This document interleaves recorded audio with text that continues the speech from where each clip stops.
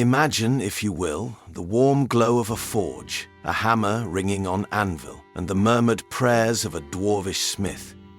For the dwarves of Middle-earth, these moments weren't mere craftsmanship. They were acts of devotion and echoes of their deep connection to Aule the Maker, the Valar who created them. But what awaited the dwarves after their mortal lives were spent?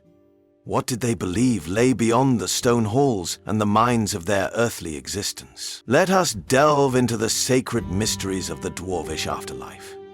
The origins of dwarves provide essential context for their beliefs.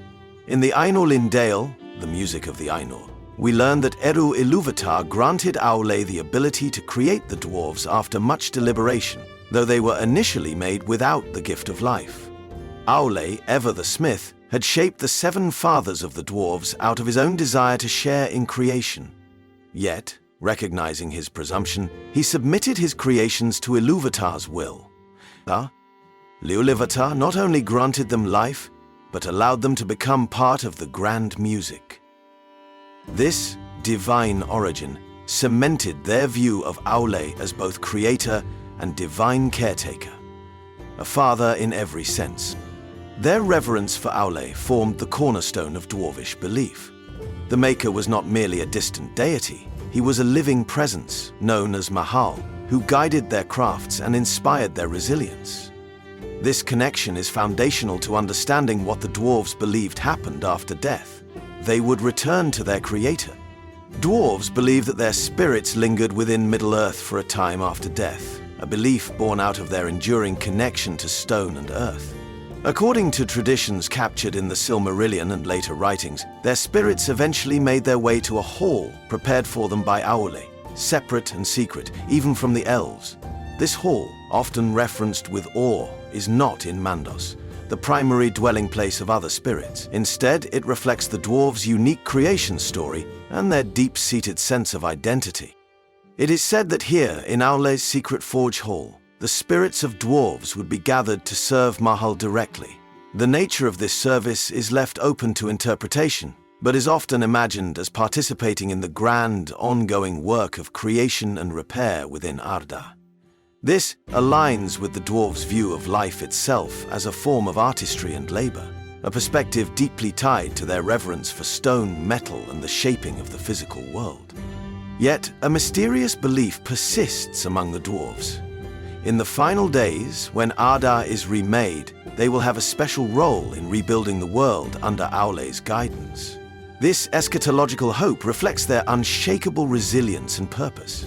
While their fate differs from elves, who dwell eternally in Valinor, and men, whose spirits pass beyond the circles of the world, it is no less noble or divine. Let us pause here to reflect on how this belief connects to broader themes in Tolkien's works: identity, divine purpose, and the mysteries of the unseen. In the next segment, we will explore how these beliefs influenced dwarvish culture and their relationships with other peoples of Middle-earth. The dwarves' belief in Aule's secret hall was not a mere spiritual doctrine. It permeated their culture, shaping everything from their craftsmanship to their relationships with other peoples of Middle-earth.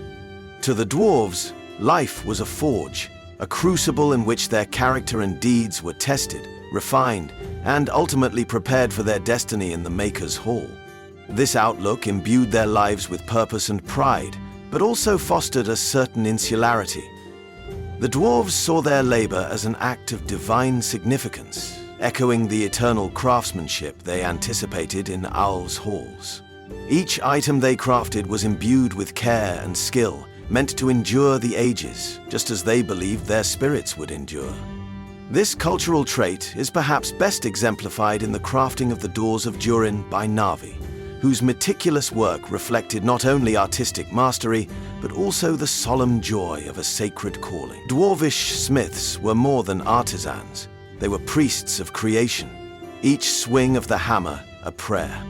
Yet this cultural pride came at a cost. The dwarves' belief in their unique destiny sometimes alienated them from other races.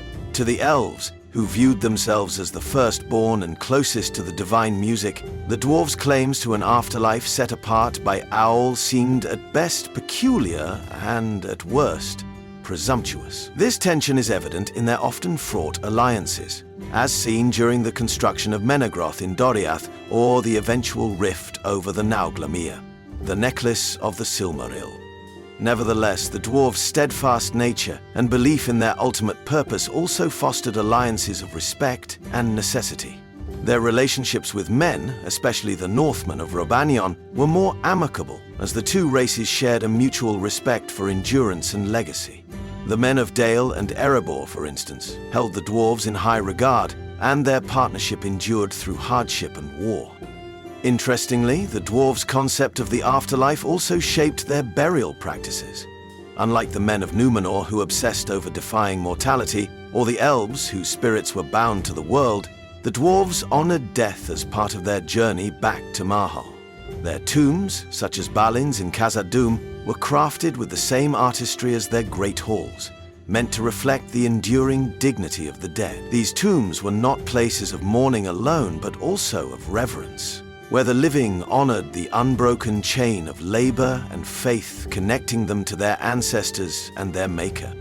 This belief in a secret afterlife also lent the dwarves a unique resilience. Where others might despair in the face of loss or exile, the dwarves persevered.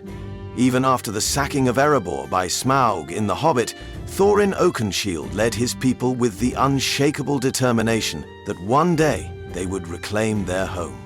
Here, this tenacity, rooted in their belief that Mahal's purpose for them extended beyond their mortal lives, defined the dwarves as one of Middle-earth's most indomitable peoples. As we transition to the next segment, we will delve deeper into the philosophical implications of the dwarves' beliefs, particularly how they connect to Tolkien's overarching themes of mortality, creation, and the divine plan for Arda. Stay tuned as we uncover the hidden truths within these timeless myths. The dwarves' belief in a unique afterlife under the care of Aule invites a rich exploration of Tolkien's themes of mortality, purpose, and creation. It is here that we uncover how the dwarves, often seen as practical and earthy, hold profound theological insights that resonate throughout the broader tapestry of Middle-earth's mythology. Unlike the elves, who are tied to Arda until its end, or men, whose spirits pass beyond the circles of the world to a fate unknown even to the Valar, the dwarves occupy a fascinating middle ground. Their destiny reflects a balance of continuity and mystery, tying them to the physical world through their labor and to the divine through their eventual return to Aule. This duality reflects one of Tolkien's great themes, the relationship between the seen and unseen, the material and the spiritual. The dwarves' unwavering faith in their role as Aul's children aligns with Tolkien's emphasis on subcreation, the idea that beings created by Ilúvatar could in turn create works of beauty and significance, participating in the divine music. For the dwarves, every act of creation was a microcosm of Aul's original work in shaping them from stone. Their belief in an eternal continuation of this labor in Aul's halls underscores their understanding that their lives were a preparatory stage for something greater. This belief elevates the dwarves from mere craftsmen to participants in the divine plan, mirroring Tolkien's own view of artistic creation as an act of homage to the creator. In On Fairy Stories, Tolkien describes this sub-creative power as the right of beings made in the image of their maker. The dwarves, more than any other race in Middle-earth, exemplify this principle in their devotion to crafting things of enduring worth. Yet, the dwarves' afterlife beliefs also underscore their limitations. They do not share the elves' yearning for Valinor's light or men's longing to transcend the world. Instead, their focus remains on the material world, stone, iron, and jewels, and their connection to Aule. This rootedness reflects a profound truth about mortality in Tolkien's world, that each race has its own unique path to fulfill. For the dwarves, the hammer and forge are as sacred as the songs of the Ainur, or the mysteries of men's final fate. This perspective offers an intriguing commentary on the nature of hope and faith. While men's fate is shrouded in mystery and the elves' immortality ties them to an often painful existence within the circles of the world, the dwarves' belief in their ultimate purpose provides them with clarity.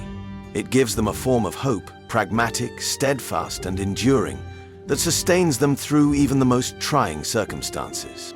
Tolkien's own writings reflect his admiration for this kind of enduring faith. In a 1955 letter, he described the dwarves as staunch and loyal, but absorbed in the crafts of this world. Their beliefs, rooted in Aule's love and Ilúvatar's ultimate will, affirm the idea that every being in Middle-earth has a place in the grand music, even if its notes remain hidden. In the final segment, we will reflect on how the dwarfs' afterlife beliefs connect to their ultimate role in the remaking of Arda and what lessons we, as readers, might draw from their story. Among the most fascinating aspects of the dwarves' afterlife beliefs is their eschatological hope, the belief that when Arda is remade after the last battle, they will have a pivotal role under Aul's guidance. This expectation ties their destiny to the ultimate renewal of the world, reinforcing their enduring purpose. In this final exploration, we'll unravel the implications of this belief and reflect on the enduring lessons it offers both within Tolkien's legendarium and beyond. The dwarves' role in the remaking of Arda is an enduring mystery, but one deeply rooted in their identity as Aule's chosen. As described in the Silmarillion and other writings, the Dagor Dagarath, or Last Battle, will culminate in the unmaking and remaking of the world. While this event primarily focuses on the final defeat of Melkor, it is also a moment of creation, a chance to restore Arda to its unmarred state as envisioned in the original music of the Ainur. For the dwarves, their participation in this renewal underscores their divine purpose. They were made by Aule to love the earth, stone, and craft. Thus, their role in rebuilding Arda speaks to their profound connection to the physical world. The secret halls where their spirits gather are not merely a resting place, but a preparation for this ultimate act of service. This belief is a testament to the dwarves' resilience and loyalty, characteristics that Tolkien celebrated throughout his writings. Philosophically, this expectation provides an essential counterpoint to the fates of elves and men. The elves, though immortal within Arda, see their beauty fade over time as the world diminishes, leaving them burdened with memory and loss. Men, on the other hand, are gifted with the freedom to transcend the world entirely, a destiny so mysterious that even the Valar do not fully understand it. The dwarves, with their grounded purpose and enduring hope, embody a unique form of immortality, one tied not to unending life or escape, but to the promise of creation's renewal. This notion echoes one of Tolkien's central themes, the hope for redemption. Just as the dwarves believe in their role in Arda's remaking, Tolkien believed in the power of subcreation and faith to redeem the imperfections of the world.